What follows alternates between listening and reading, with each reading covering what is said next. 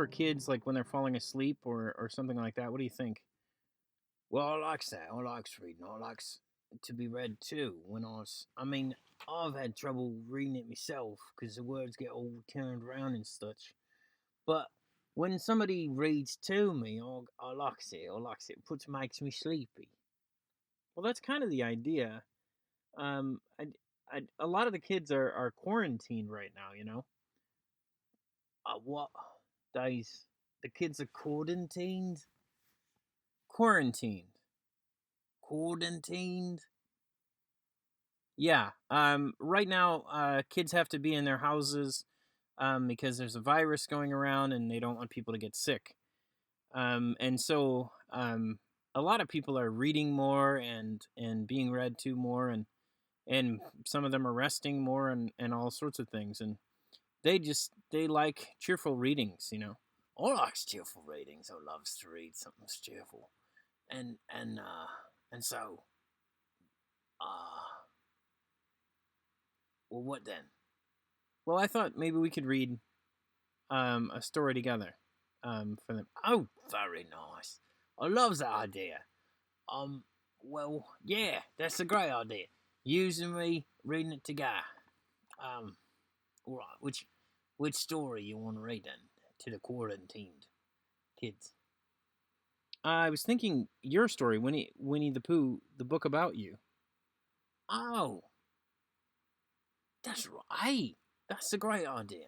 I likes it. Has all kinds of adventures in it. Me with Eeyore and Piglet, and what we's doing in the 100 Acre Wood. Well, that's great. I don't think it'll be perfect because we don't we don't probably have time to make it real polished or anything. Well, that's all right. What is perfect is never really the things what is the best, right? I couldn't agree more. Should we start reading? Yeah, get on with it.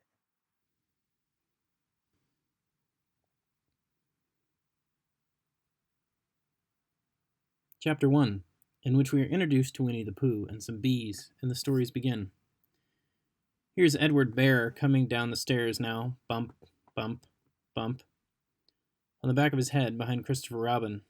It is, as far as he knows, the only way of coming downstairs.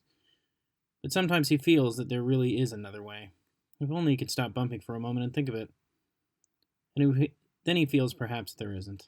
Anyhow, here he is at the bottom, and ready to be introduced to you, Winnie the Pooh. When I first heard his name, I said, just as you're going to say, but I thought he was a boy. So did I, said Christopher Robin. Well, then you can't call him Winnie. I don't. But you said, well, he's Winnie the Pooh. Don't you know what the means? Ah, yes, I do now, I said quickly. And I hope you do too, because that's all the explanation you're going to get. Sometimes Winnie the Pooh likes a game of some sort when he comes downstairs, and sometimes he likes to sit quietly in front of the fire and listen to a story. This evening, what about a story? Said Christopher Robin. What about a story? I said. Could you very sweetly tell Winnie the Pooh one? I suppose I could, I said. What sort of stories does he like? About himself, because he's that sort of bear. Oh, I see. So could you very sweetly? Well, I'll try, I said. So I tried. Once upon a time, a very long time ago, about last Friday, Winnie the Pooh lived in a forest all by himself under the name of Sanders. What does under the name mean? Asked Christopher Robin. It means that he had the name over the door in gold letters and lived under it. Winnie the Pooh wasn't quite sure, said Christopher Robin. But now I am, said a growly voice. Then I will go on, said I. One day when he was out walking, he came to an open place in the middle of the forest, and in the middle of this place there was a large oak tree, and from the top of the tree there came a loud buzzing noise. Winnie the Pooh sat down in front of the tree, put his head between his paws, and began to think. First of all, he said to himself, now that buzzing noise means something. You don't get a buzzing noise like that, just buzzing and buzzing, without its meaning something. If there's a buzzing noise, somebody's making a buzzing noise, and the only reason for making a buzzing noise I know of is because he was a bee. And then he thought another long time and said, and the only reason for being a bee that I can think of is making honey. And then he got up and said, and the only reason for making honey is so as I can eat it. And so he began to climb the tree. And he climbed and he climbed and he climbed and he climbed as he sang a little song to himself. It went like this. Isn't it funny how a bear loves honey? Buzz, buzz, buzz. I wonder why he does. And he climbed a little further and a little further and then just a little further. And by that time he thought of another song. It's very funny thought that, if bears were bees, they build their nests at the bottom of trees, and that being so, if bees were bears, we shouldn't have to climb up all these stairs. And he was getting rather tired by this time, so that's why he sang a complaining song. And he was nearly there now, if he just stood on that branch. Crack! Oh, help, said Pooh as he dropped 10 feet to the branch below him. If only I hadn't... he said as he dropped another 20 feet to the next branch. You see what I meant to do. He explained as he turned head over heels and crashed onto another branch 30 feet below him. What I meant to do, of course, it was rather, he admitted as he slithered very quickly through the next 6 branches. It all comes, I suppose, he decided as he said goodbye to the last branch, spun around 3 times, and flew gracefully into a gorse bush. It all comes of liking honey so much. Oh, help. He crawled out of the gorse bush, brushed the prickles from his nose, and began to think again. And the first person he thought of was Christopher Robin. Was that me? Said Christopher Robin in an awed voice, hardly daring to believe it. That was you. Christopher Robin said nothing, but his eyes grew larger and his face got pinker and pinker. So Winnie the Pooh went round to his friend Christopher Robin, who lived behind a green door in another part of the forest. Good morning, Christopher Robin. Good morning, Winnie the Pooh. When have you got such a thing as a balloon on you? A balloon? Well, yeah, I said to myself coming along, wonder if Christopher Robin has such a thing as a balloon about him. I just said it to myself thinking of balloons and wondering. What do you want a balloon for? He asked. Winnie the Pooh looked round to see that nobody was listening, put his paw to his mouth, and said in a deep whisper, Honey. But you don't get honey with balloons. I do. Well, it just happened that Christopher Robin had been to a party the day before at the house of his friend Piglet, and they had balloons at the party. And he had a big green balloon, and one of Rabbit's relations had a big blue one, and had left it behind, being really too young to go to a party at all. And so Christopher Robin brought the green one and the blue one home with him. Which one would you like? He asked Pooh. He put his head between his paws and thought carefully. It's like this, when you go after honey with the balloon. The great thing is not to let the bees know you're coming. Now, if you use a green balloon, they might think you was part of the tree and not notice you, but if you use a blue balloon, they might think you was part of the sky and not notice you, and the question is, which is the most likely? Wouldn't they notice you underneath the balloon? Christopher Robin asked. They might or they might not. You never can tell with bees. He thought for a moment and said, I shall try to look like a small black cloud. That will deceive them. Then you'd better have a blue balloon, said Christopher Robin, and so it was decided. Well, then they both went with a blue balloon. And Christopher Robin took his gun with him, just in case, as he always did, and Winnie the Pooh went to a very muddy place that he knew of, and rolled until he was black all over. And then, when the balloon was blown up as big, and they were both holding on to the string, Christopher Robin let go suddenly, and Pooh Bear floated gracefully up into the sky and stayed there, level with the top of the tree and about 20 feet away from it. Hooray! Christopher Robin shouted. Isn't it fine? Shouted Winnie the Pooh. What do I look like? You look like a bear holding onto a balloon. No, like a small black cloud in the sky. Not very much. Ah, well, perhaps from up here it looks different. As I say, you never can tell with bees. There was no wind to blow him near the tree, so there he stayed. He could see the honey, he could smell the honey, but he couldn't reach the honey. After a little while, he called down, Christopher Robin, he said in a loud whisper. Hello.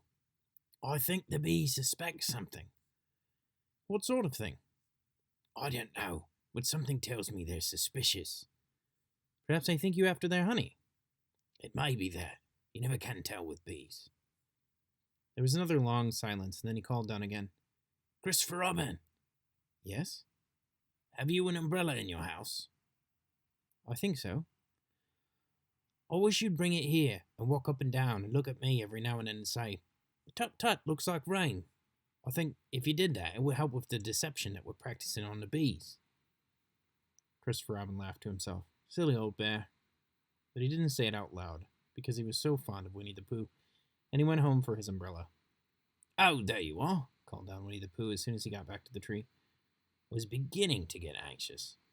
I've discovered that the bees are now definitely suspicious." "Shall I put up my umbrella?" he said. "Yeah, but wait a moment. It must be practical. The important bee to deceive is the queen bee. Can you see which one is the queen from down there?" "No." "A pity. Well, now, if you walk up and down with your umbrella, say, 'Tut, tut, it looks like rain,' I shall do what I can by singing a little cloud song such as a cloud might sing. Go!"